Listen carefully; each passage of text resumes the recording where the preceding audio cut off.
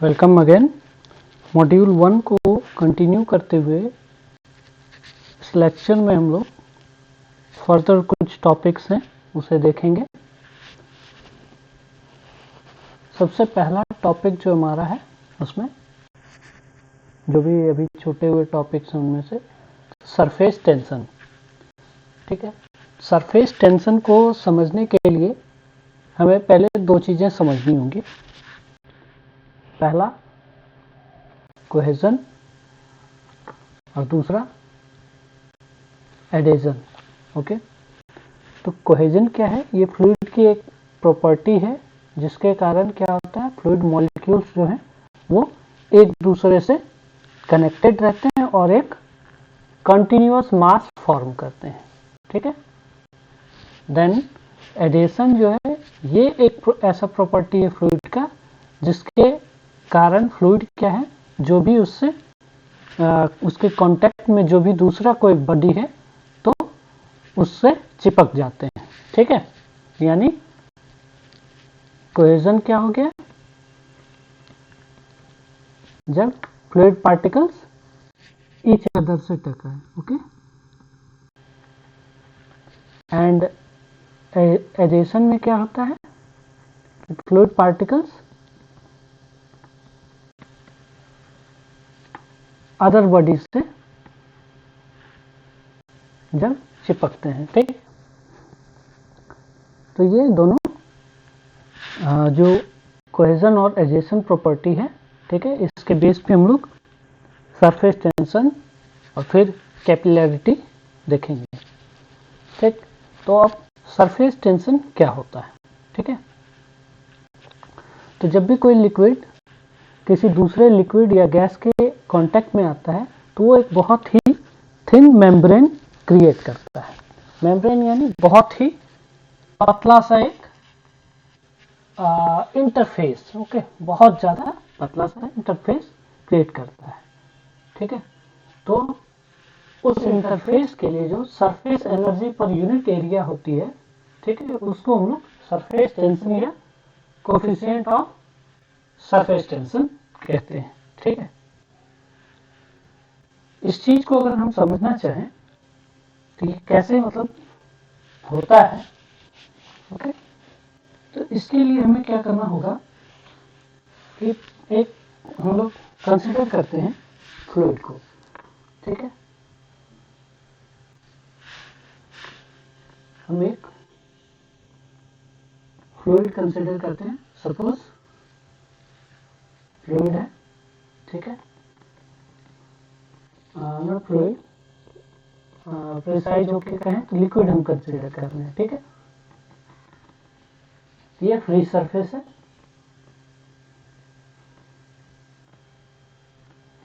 अगर हम देखें, ठीक है, तो इस लिक्विड के अंदर, ये लिक्विड है, कई सारे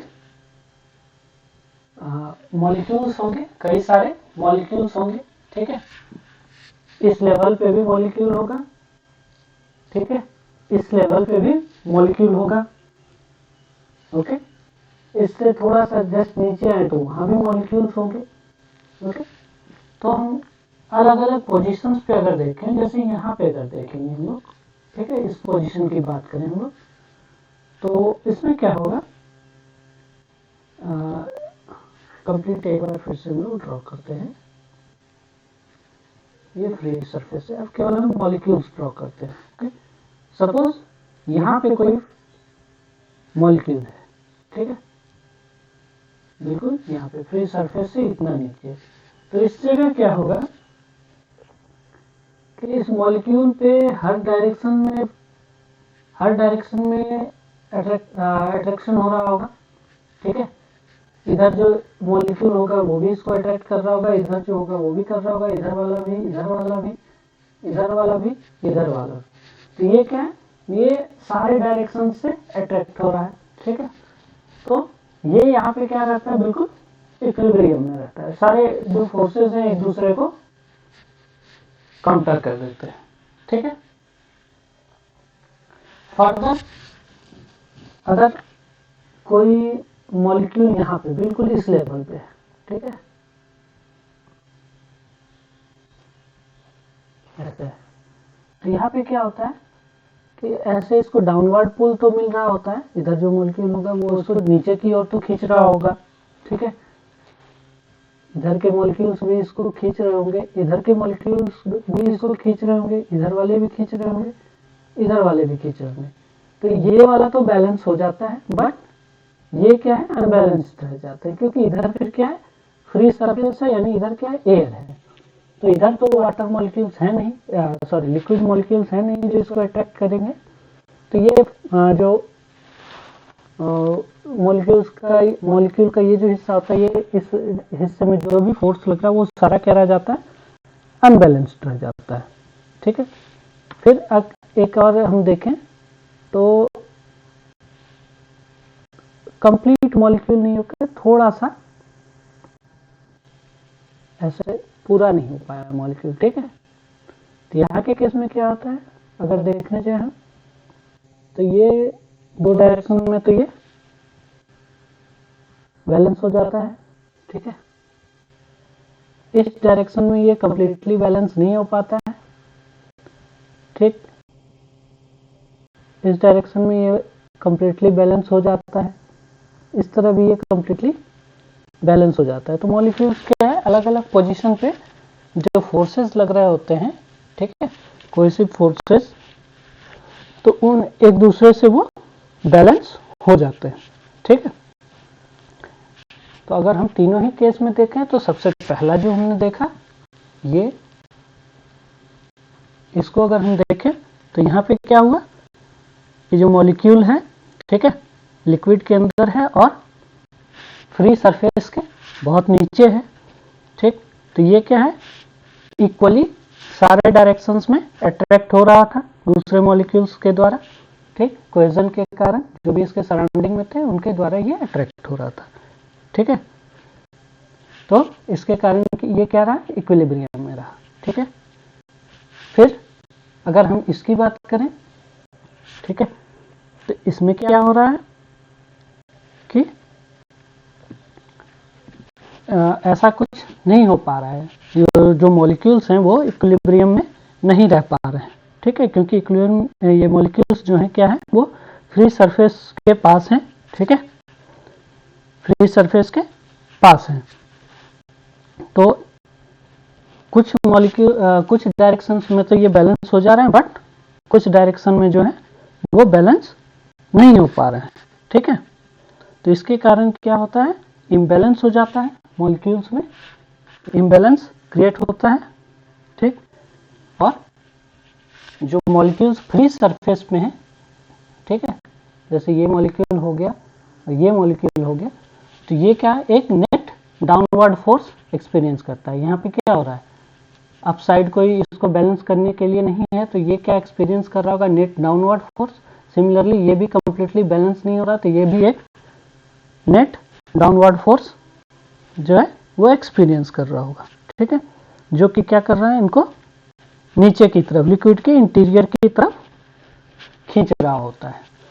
लेकिन क्या है कि ये अपने पोजीशन पे बने रहें, ठीक है, ये अपने पोजीशन पे बने रहें, इसके लिए एक एनर्जी लगती है या फोर्स लगता है, ठीक। वो क्या कहलाता है, हमारा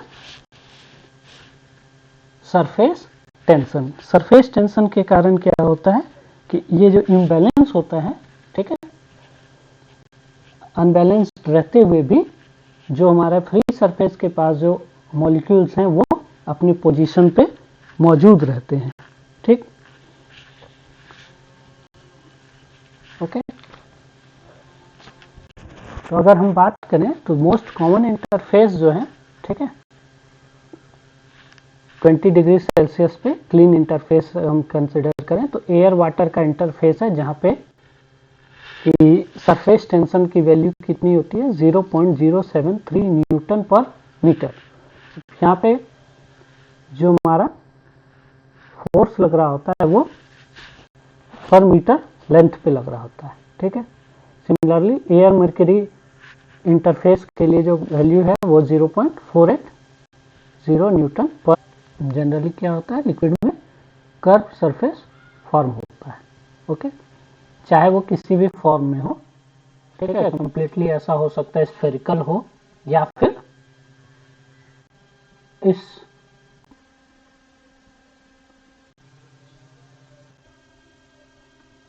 ऐसे शेप में भी हो सकता है, ठीक है। जैसे ये क्या हो गया, पाइप से अगर पाइप से जब जेट निकलता है तो उसका शेप क्या होता है, बिल्कुल इसी तरह होता है, ठीक है। तो सरफेस टेंशन के कारण क्या होता है, जो कर्व सरफेस है, जैसे ये कर्व है, ओके, ये जो दो टाइप के हम कर्व देख रहे हैं, तो इसके इनसाइड और आउटसाइड, ये क्या है, इनर पोर्शन है, ये आउटर पोर्शन है। तो इनर साइड और आउटर साइड के बीच क्या होता है, प्रेशर डिफरेंस क्रिएट हो जाता है, ठीक। और उस प्रेशर डिफरेंस को हम लोग रेडियस ऑफ कर्वेचर, यानी जो भी इसका रेडियस है उससे हम लोग, और सरफेस टेंशन से हम लोग इन रिलेशन से एक्सप्रेस करते हैं।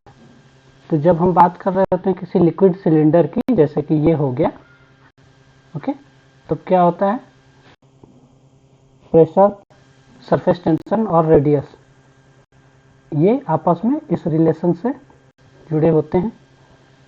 जब हम बात कर रहे हैं स्ट्रेच्ड स्फेरिकल ड्रॉप की, यानी जो पानी की बूंद होती है, पानी की बूंद जो होती है उसकी भी जब बात कर रहे होते हैं तो उसमें ये रिलेशन हो जाता है, ठीक है।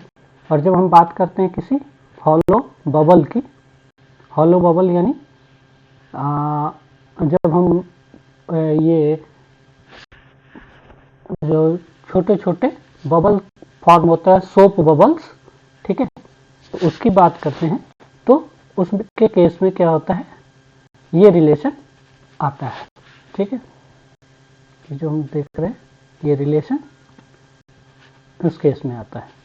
तो अगर हम तीनों ही केस देखें तो लिक्विड जेट की जब बात करें तो ये क्या होता है, पूरा इसमें ये कंप्लीटली एक ही टाइप का होता है, ठीक है। यानी अगर ये लिक्विड का है तो कंप्लीट ये इसमें लिक्विड ही भरा रहता है। जब हम बात करें स्फेरिकल ड्रॉप ऑफ वाटर की, ठीक है, तो इसमें पूरा वाटर ही रहता है। बट जब हम बबल की बात करते हैं तो बबल में क्या होता है, ये जो सरफेस बना हुआ है ये तो रहता है, ठीक है, वाटर हो सकता है या जिसके साथ भी फॉर्म हुआ वो पोर्शन रहता है। बट ये इनर पोर्शन जो होता है यहाँ पे क्या रहता है, एयर रहता है, ठीक है, यहाँ पे एयर रह जाता है, ये वाला पार्ट लिक्विड है, ये एक पार्ट एयर है, ठीक है। तो ये हॉलो बबल के केस में रिलेशन ऐसा हो जाता है। तो ये रिलेशन कैसे आए, ठीक है, इसको भी हम थोड़ा देखेंगे, कैसे हम लोग इसको डिराइव कर सकते हैं। एक हम लोग देखेंगे, रेस्ट बाकी मैं एक्सपेक्ट करूंगा कि आप खुद ट्राई करें, ठीक है। तो अगर इन तीनों रिलेशंस को अगर हम देखें, तीनों ही रिलेशन को, तो इसको देख के क्या समझ में आता है कि किसी ड्रॉपलेट या हॉलो बबल में जो प्रेशर होता है, ठीक है, वो क्या होता है, सराउंडिंग एटमॉस्फेयर से ज़्यादा होता है, ठीक है। और दूसरी चीज़ कि अगर इनसाइड प्रेशर, अगर जो ये रेडियस जो है, ठीक है, रेडियस अगर स्मॉल होगा तो प्रेशर भी क्या होगा, हाइयर होगा, ठीक है। ड्रॉपलेट या बबल का अगर रेडियस क्या है, स्मॉल है, रेडियस स्मॉल कहने का मतलब साइज ये स्मॉल है, छोटे साइज का, जितना छोटे साइज का होगा उतना ज़्यादा प्रेशर, इनसाइड प्रेशर जो होगा वो उतना ही ज़्यादा होगा, ओके। तो हम लोग जरा देखें एक एग्जांपल के थ्रू, ठीक है। हम लोग कंसिडर, लेट अस कंसिडर कि कंसिडर, ठीक है, हम लोग लिक्विड ड्रॉपलेट कंसिडर कर लेते हैं। लिक्विड ड्रॉपलेट हम कंसिडर कर रहे हैं, ठीक है। तो लिक्विड ड्रॉपलेट है ये, कंप्लीटली ये क्या है, वाटर ही, ओके। इसको हम क्या करते हैं, दो पार्ट में बांट देते हैं, ठीक है, दो पार्ट में बांट देते हैं। ये कंप्लीट है, इसको बीच से काटते हैं। तो बीच से काटने के बाद ये कुछ हमें इस तरह दिखेगा।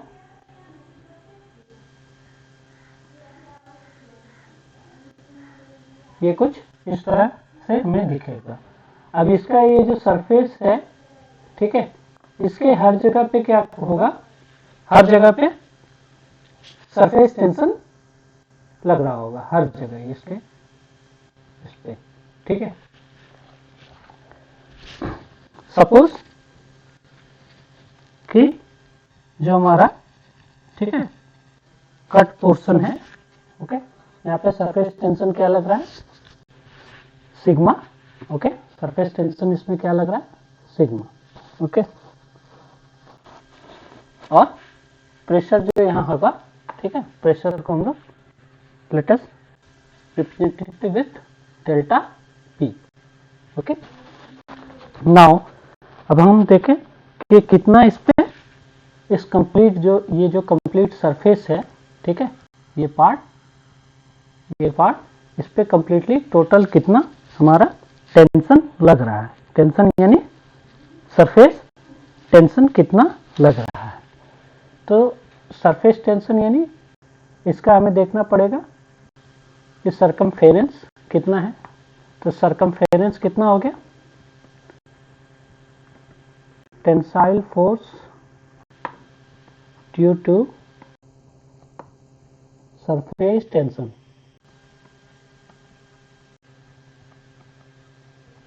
ओके। सरकमफेरेंस इसका हो गया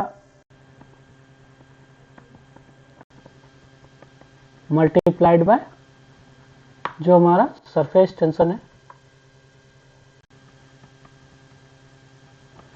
सरकमफेरेंस इसका हो गया कितना, 2 pi R, 2 pi R, let us assume कि आर क्या है, रेडियस है, ठीक है। Circumference 2 pi R multiplied by sigma surface tension, okay. Then जो हमारा ड्रॉपलेट है ये, ठीक है, इस पे प्रेशर कितना एक्ट कर रहा है, ओके, जो प्रेशर है वो कितना एक्ट कर रहा है। Pressure acting on the half of droplet,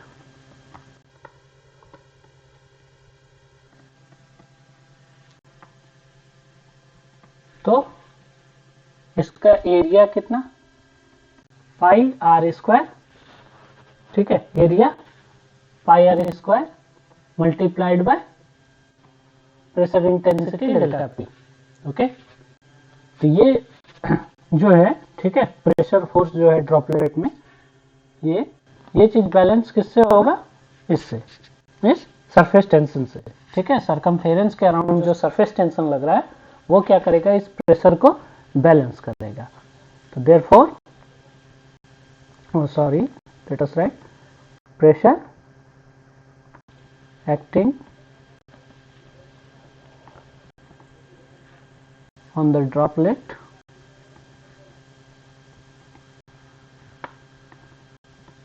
will be balanced by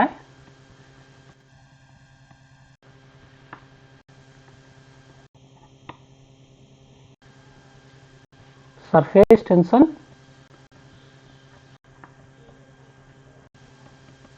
acting on the circumference,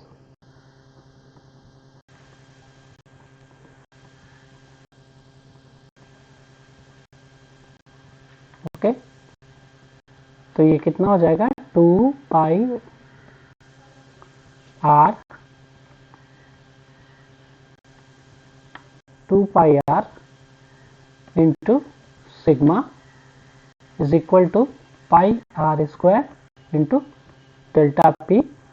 this implies delta p is equal to what, pi cancel, r and r cancel, so delta p is equal to 2 sigma by r, ठीक है। यही चीज हम यहाँ पे देख रहे हैं for a stretched spherical drop, okay. Delta P is equal to 2 sigma by r, okay. Now अगर हम बात करें इसी तरह हॉलो बबल की, तो यहाँ पे अगर हम इस केस में देखें, स्फेरिकल ड्रॉप के केस में हमने क्या देखा, स्फेरिकल ड्रॉप के केस में एक ही, ये सारा क्या है, केवल एक ही टाइप का लिक्विड है, ठीक है। इसलिए जो हमारा सरफेस टेंशन होगा वो केवल इतना ही हुआ।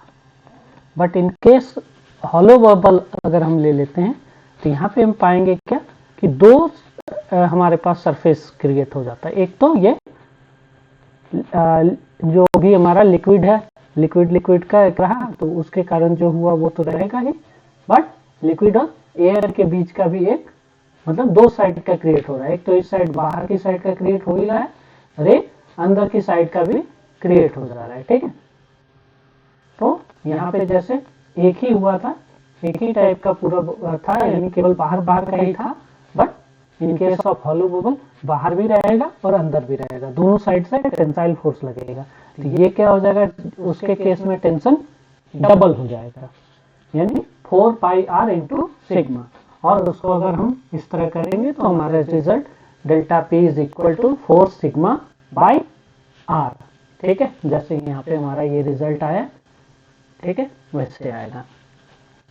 In case of liquid cylinder, अगर हम लिक्विड सिलेंडर को कंसीडर करें, तो लिक्विड सिलेंडर को फिर हम काटेंगे तो उसमें भी हमारे पास क्या होगा, एक ही टाइप का क्रिएट होगा हमारे पास। केवल उसमें क्या होगा, लिक्विड सिलेंडर में केवल एक ही टाइप का लिक्विड होगा, ठीक है। तो लिक्विड सिलेंडर ऐसा है, ये सिलेंडर कुछ ऐसा है कंप्लीट। इसको जब हम काट देंगे तो ये कुछ ऐसा हो जाएगा,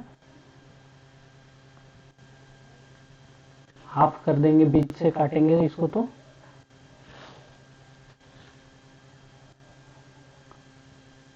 ओके। तो इसमें एक ये हो जाएगा, यहाँ पे लगेगा, और एक ये रहेगा। सपोज इस सिलेंडर की हाइट L, ओके, एंड इसकी रेडियस R है, ओके। इसकी रेडियस क्या है, R है, और हाइट जो है वो L है। तो इसके केस में अगर हम देखने जाएं, ठीक है, तो जो हमारा सरफेस टेंशन होगा, ठीक है, वो कितना हो जाएगा, सरकमफेरेंस अगर देखने जाए, सॉरी, ये एक हमारा रेक्टेंगल फॉर्म हो जा रहा है, ओके। रेक्टेंगल पे ये पोर्शन और ये पोर्शन पे लग रहा है हमारा, ठीक है, सरफेस टेंशन। तो पेरीमीटर क्या हो गया, L into L plus L, 2L into surface tension sigma, okay, intensity sigma. तो क्या हो गया वो 2L into sigma. And then अगर हम प्रेशर फोर्स देखने जाएं, तो ये L इंटू R को ट्वाइस कर दो, क्योंकि इसकी रेडियस है R, तो ये कंप्लीट हो जाएगा क्या, 2R। तो क्या हो गया, L into 2R area, okay, and multiplied by pressure. तो दोनों को अगर हम बैलेंस करके देखेंगे तो क्या मिलेगा हमें, delta P is equal to sigma by R, ठीक है। यही रिजल्ट हमें, delta P is equal to sigma by R, यही रिजल्ट हमें मिलेगा, ठीक है। तो ये है सरफेस टेंशन, ठीक है। सरफेस टेंशन इंपॉर्टेंस, पूरा प्रिंसिपल जो है इसका बेसिक, वो क्या है, कोहेजन और एडहेशन का, ठीक है। मेनली इसमें कोहेजन ही वर्क करता है, ओके। कोहेजन के कारण क्या होता है, जो फ्री सरफेस से दूर जो भी लिक्विड्स हैं, वो जो भी मॉलिक्यूल्स हैं वो तो बैलेंस्ड हो जाते हैं, बट जो फ्री सरफेस के पास मॉलिक्यूल्स होते हैं, ठीक है, उनमें फोर्स इम्बैलेंस होता है, जिसको कि काउंटर करने के लिए जो रिक्वायर्ड एनर्जी या फोर्स होता है वो होता है हमारा सरफेस टेंशन। ओके,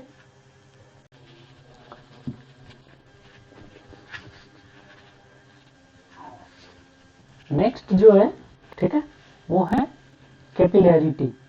ओके, तो कैपिलैरिटी क्या है? अगेन हमें ध्यान रखना है कोहेजन और एजेशन का जो हमारा प्रिंसिपल है वो ध्यान रखना है। ठीक है, तो जब लिक्विड्स की हम बात करते हैं तो लिक्विड में कोहेजन भी होता है और एजेशन भी होता है। ठीक है, जो क्या है मॉलिक्यूलर अट्रैक्शन के फॉर्म्स हैं।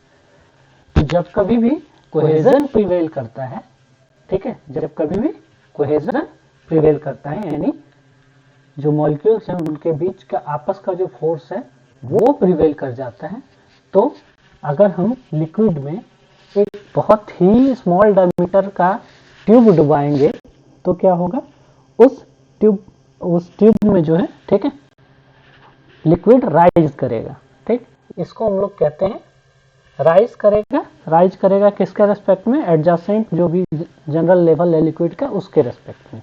ओके, जैसे ये हमारा हमने लिया है, लिक्विड है इसमें। ओके,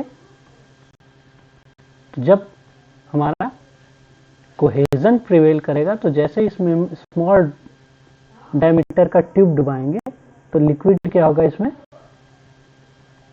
इस तरह राइज कर जाएगा। तो जनरल लेवल ये है और ये इससे ज्यादा हो जाएगा।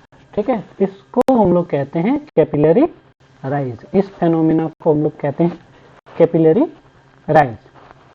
ठीक, यहां भी क्या हो रहा है, एजेशन हो रहा है। ठीक है, यहाँ जो इस जगह पे जो भी हमारा मॉलिक्यूल्स है वो इसके साथ एजेशन कर रहे हैं, बट यहाँ पे जो मॉलिक्यूल्स के बीच आपस में जो कोहेजन था वो प्रिवेल कर रहा था, इसलिए जैसे इनने इसमें ट्यूब डाला तो ये पोर्शन क्या हो गया, इसमें इंक्रीज कर गया। अब ऐसा हो सकता है कि एजेशन प्रिवेल करे। ठीक है, यानी जो किसी अदर बॉडी के साथ लिक्विड का जो एजेशन है वो प्रिवेल कर जाए। ठीक है, उनके बीच का फोर्स जो है वो प्रिवेल कर जाए, तो उसके केस में क्या होगा कि अगर हम उस केस में अगर इसमें ऐसे ट्यूब डुबाएंगे, ठीक है, इसमें ट्यूब डुबाएंगे तो यहाँ पे क्या होगा, लिक्विड लेवल ड्रॉप कर जाएगा। लिक्विड लेवल क्या होगा, ड्रॉप कर जाएगा, यानी ये पोर्शन तो ऊपर रहेगा, जो एडजेसेंट लेवल है वो तो ऊपर रहेगा, बट ट्यूब में अगर देखे जाएंगे तो लेवल क्या होगा, नेगेटिव साइड में चला जाएगा। ओके, तो इसको हम लोग कहते हैं फेनोमेनन को कैपिलरी डिप्रेशन, यानी डिप्रेस हो गया वहां पे लिक्विड। ओके, अब जब हम इस स्मॉल डायमीटर ट्यूब जो है इसको हम लोग क्या कहते हैं, कैपिलरीज। इसको क्या कहते हैं, कैपिलरीज या कैपिलरी ट्यूब। ओके, तो जब हम कैपिलरी ट्यूब को, ठीक है, डुबाते हैं लिक्विड में डुबाते हैं तो चाहे राइज हो या फॉल हो, ठीक है, इस तरह का जो सरफेस होता है ना लिक्विड का, कुछ इस तरह कर्व रहता है। ठीक है, तो ये जो कर्व फ्री सरफेस होता है इसको हम लोग कहते हैं क्या, मेनिस्कस। यानी दोनों ही केस में यहाँ पे जो हमें दिखेगा सरफेस वो भी इस तरह कर्व होगा और यहाँ पे जो हमें दिखेगा वो भी इस तरह कर्व होगा। इसको हम लोग कहते हैं क्या, मेनिस्कस। ओके,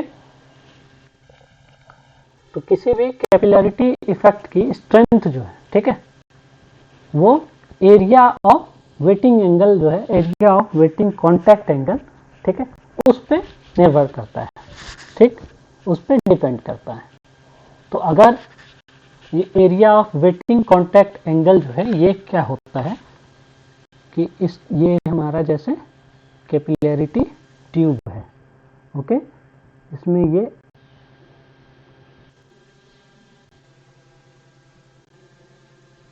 ये इस तरह मेनिस्कस फॉर्म हुआ। ओके, तो अब जब हम इस मेनिस्कस पे टेंजेंट डालते हैं, ठीक है। इस पे क्या करते हैं, टेंजेंट डालते हैं। ये टेंजेंट किसके रेस्पेक्ट में, जो लिक्विड सरफेस है ना, ठीक है। तो टेंजेंट लिक्विड सरफेस पे डालते हैं, सॉलिड सरफेस के साथ जो बनता है एंगल, ठीक है, वहां पे ये कहलाता है हमारा क्या, एरिया वेटिंग कांटेक्ट एंगल, ठीक। ये सपोज हमारा लिक्विड था जिसमें कैपिलरी राइज हुआ, ओके, इसमें क्या हुआ, कैपिलरी राइज हुआ, ठीक है। तो यहां पे अगर हम इस तरह इस पे टेंजेंट डालें तो ये जो एंगल फॉर्म हुआ इस पोर्शन के साथ, ये कहलाया कि हमारा एरिया वेटिंग कांटेक्ट एंगल, ठीक है। एक चीज देख रहे हैं हम लोग क्या, कि जब थीटा 90 डिग्री से छोटा होगा, ओके, तो लिक्विड क्या होगा, सरफेस को वेट करेगा, राइज करेगा, ठीक है। ये किस केस में होता है, कैपिलरी राइज के केस में, ठीक।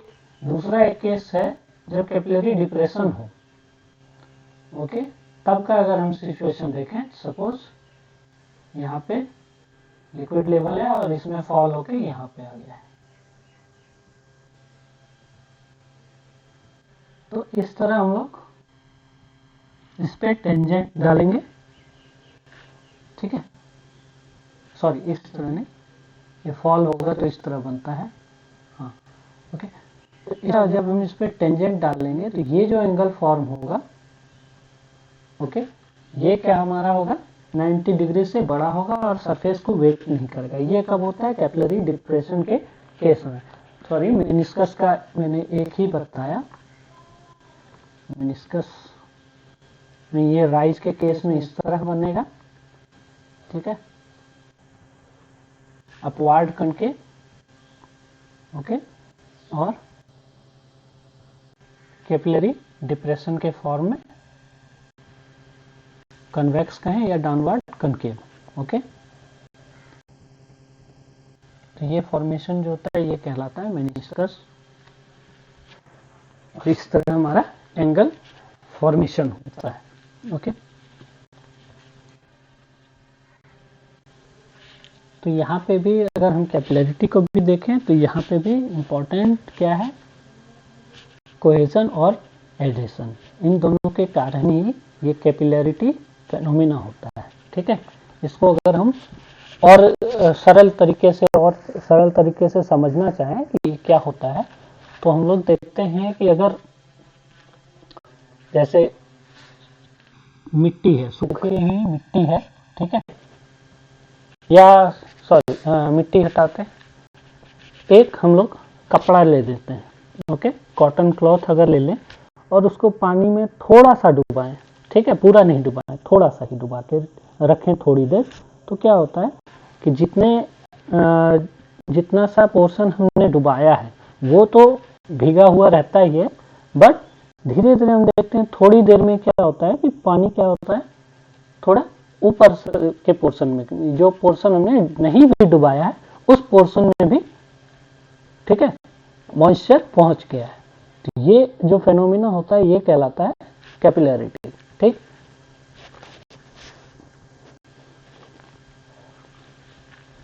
तो कैपिलरिटी के अंदर भी हम लोग क्या कर सकते हैं, ये दोनों ही जो केसेस हैं हमारे, कैपिलरी राइज का और कैपिलरी डिप्रेशन का, ठीक है, कितना राइज होगा या कितना डिप्रेशन होगा, इसके लिए हम लोग एक्सप्रेशन डिराइव कर सकते हैं, ओके। तो इसमें एक्सप्रेशन डिराइव करने में क्या होगा, हमें एक तो कंसिडर करना पड़ेगा कि जो हमारा लिक्विड कॉलम है वो उस पर्टिकुलर कैपिलरी ट्यूब में कितना वेट ऑक्युपाई कर रहा है, कितना वेट उसने लिया है, ठीक है, और वो चीज जो होगा सरफेस टेंशन के वर्टिकल कंपोनेंट से बैलेंस हो जाएगा। जब बैलेंस करेंगे तो उससे हमारा हाइट निकल आएगा, ओके। तो इसको अगर हम करके देखना चाहें, ठीक है, इसको अगर हम करके देखना चाहें तो थोड़ा एक लेते हैं हम लोग लिक्विड, ठीक है, इसमें हमने एक कैपिलरी ट्यूब डाल दिया।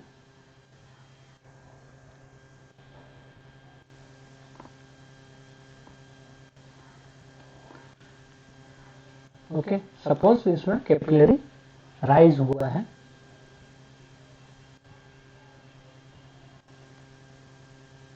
ओके, ये लेवल क्या है जनरली, यहाँ से जैसे मेजर करते हैं, सपोज ये एच लेवल तक राइज हुआ है, ओके, ये हमारा फ्री सरफेस है, ठीक है, ये हमारा क्या हो गया, कॉन्टैक्ट एंगल थीटा, ये भी theta, okay,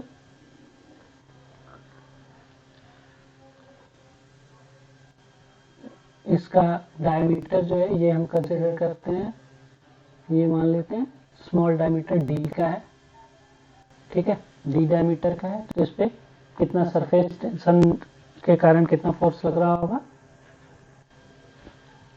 pi D sigma, okay, pi D sigma, and इसका हम कंपोनेंट लेना होगा, क्योंकि क्या होगा, पाई डी सिग्मा इस पे, ठीक है, पाई डी सिग्मा इस पे, तो हम बैलेंस जब करेंगे तो बैलेंस हमारा क्या होगा, वर्टिकल बैलेंस करेंगे तो इस पे कंपोनेंट आएगा, ओके, ठीक है।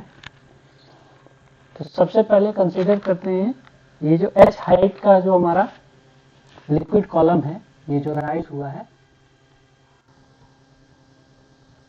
ओके, इसका वेट कितना है, ठीक है, weight of column of liquid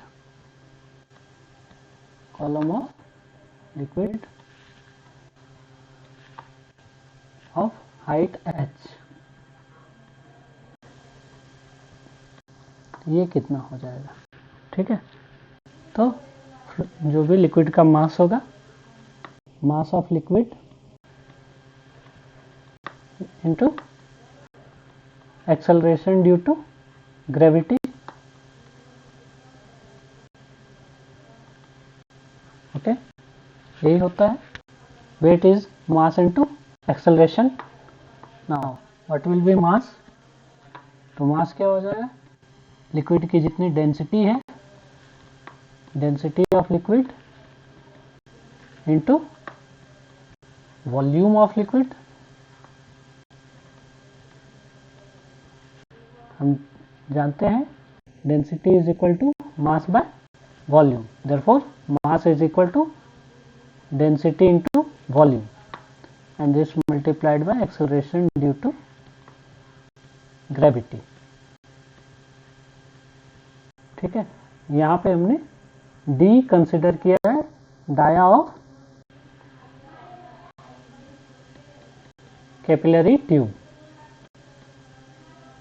okay, dia हमने कंसिडर किया। तो सपोज जो लिक्विड है हमारा, उसकी डेंसिटी रो है, तो वॉल्यूम कितना हो जाएगा, जो इसका एरिया होगा, ओके, जो इसका एरिया होगा मल्टीप्लाइड बाय ये इस हाइट, ये हाइट, ओके, तो एरिया क्या हो जाएगा, pi by 4 D square, area pi by 4 D square multiplied by H height का कॉलम है, तो ये हो गया क्या, volume of liquid, and this multiplied by acceleration due to gravity, ये हो गया उसमें वेट वाटर के कॉलम का। नाउ ये जो हमारा ये जो बैलेंस होगा, ये बैलेंस किसके द्वारा होगा, vertical component of surface tension, vertical component of surface tension. तो सरफेस टेंशन हमारा इस पोर्शन पे कितना, पाई डी इंटू सिग्मा। ओके, यहाँ पे ठीक है, यहाँ पे इस पोर्शन पे जो होगा वो पाई डी सिग्मा, इस डायरेक्शन में वो लग रहा है। एंड इसका कंपोनेंट हम लेंगे तो क्या हो जाएगा, pi D sigma into cos theta. Okay, इसको अगर हम उसी तरह एलेबोरेट करें तो surface tension multiplied by circumference। Okay, into cos theta. ये दोनों क्या होगा, एक दूसरे को बैलेंस करेगा फॉर इक्विलिब्रियम।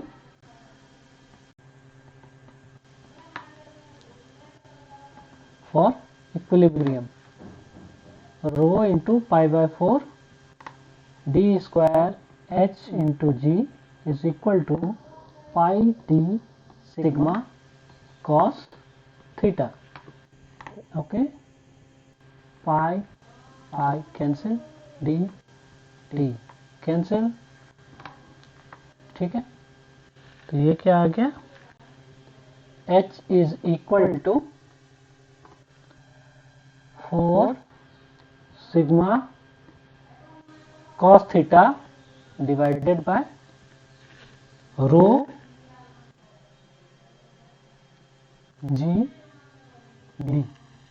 ठीक है, रो जी डी, ये हमारा क्या हो गया, जो हमारा लिक्विड कॉलम है उसकी हाइट।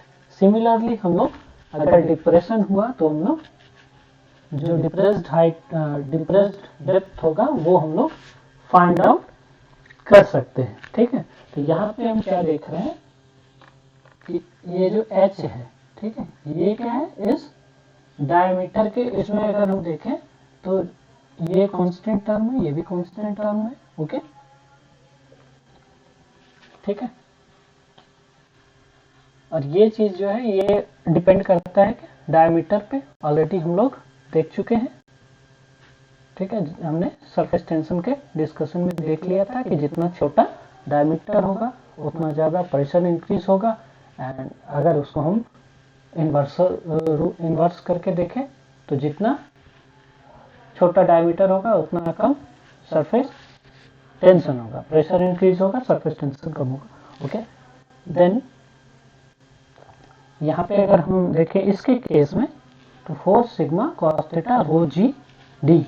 ठीक है, यहाँ से हम क्या देख रहे हैं कि ये जो कैपिलरी राइज है या फॉल जो भी होगा वो क्या होगा, इनवर्सली प्रोपोर्शनल टू डायमीटर होगा। ठीक है, तो जितना थिन डायमीटर होगा, ओके, जितना थिन डायमीटर होगा, ओके, उतना ही ज्यादा राइज या फॉल होगा। ठीक है,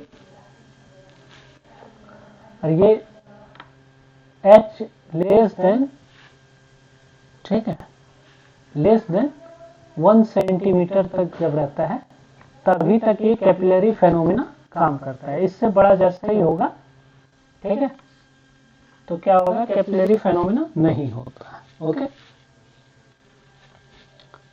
और साथ ही अगर कहीं पे हमें कैपिलरी राइज नहीं होने देना है तो उसके केस में क्या करना होगा कि डेंसिटी जो होगी वो लिक्विड की हाई होनी चाहिए।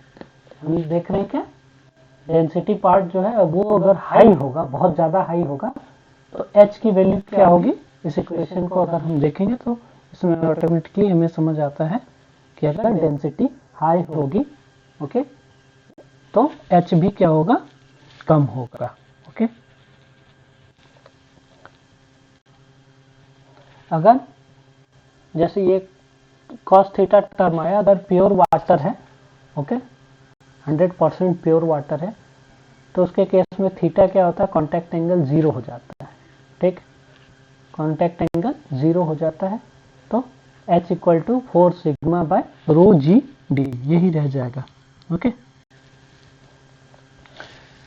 तो प्रैक्टिकली थीटा 0 नहीं हो पाता है, बिकॉज कई सारे जैसे ट्यूब मान लेते हैं, हो सकता है ट्यूब पूरी तरह साफ ना हो, ओके, या कुछ से कुछ इम्प्योरिटी हो, जिसके कारण क्या होता है कि थीटा जो है वो प्रैक्टिकली 0 नहीं हो पाता है, ओके। अगर हम यहीं पे डिप्रेशन की बात करें, कैपिलरी डिप्रेशन की बात करें, तो जनरली ये क्या होता है, मरकरी जब हम लेते हैं लिक्विड में जो हमारा होता है वो मरकरी होता है, तो कैपिलरी डिप्रेशन होता है, ठीक है। और ये होता है कब, जब हमारा थीटा की वैल्यू जो होती है 130 डिग्री होती है एकदम क्लीन ग्लास में, ठीक है, तब हमारा कैपिलरी डिप्रेशन होता है, ओके। तो ये हमारा सरफेस टेंशन और कैपिलरी पे हमारा डिस्कशन था, ओके। Thank you.